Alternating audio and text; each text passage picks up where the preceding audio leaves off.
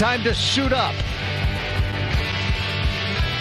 See you Mondays and Fridays, 8 to 10 on over-the-air WHKY channel 14.2. Welcome back. This is the WHKY News. I'm Ralph Mangum. Let's have a look now at today's Community Focus segment.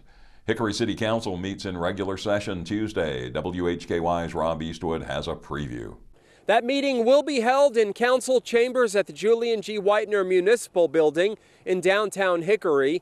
Among the public hearings on the agenda, one deals with an annexation, another deals with a rezoning. One of the public hearings is scheduled for the consideration of the voluntary non-contiguous annexation of 5.35 acres of property at 3390 Springs Road Northeast in Hickory. The property is owned by Legacy Home Builders, LLC.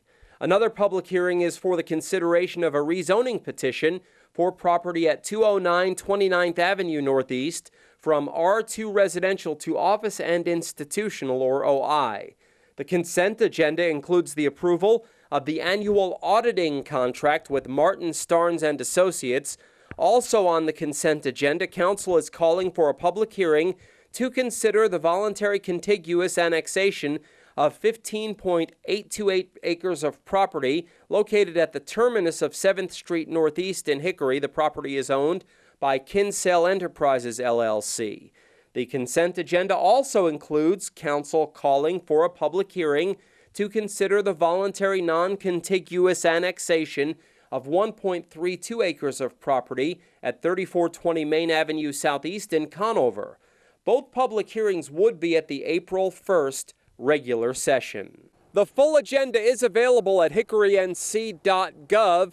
The meeting will begin at 6 p.m. Tuesday in council chambers at the Julian G. Whitener Municipal Building at 76 North Center Street in downtown Hickory.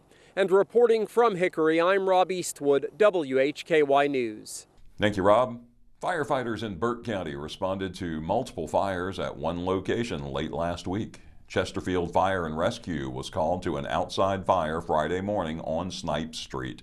Upon arrival, they found a gas can burning beside the road next to an apparently abandoned car. Upon inspection of the vehicle, fire was also found in the trunk.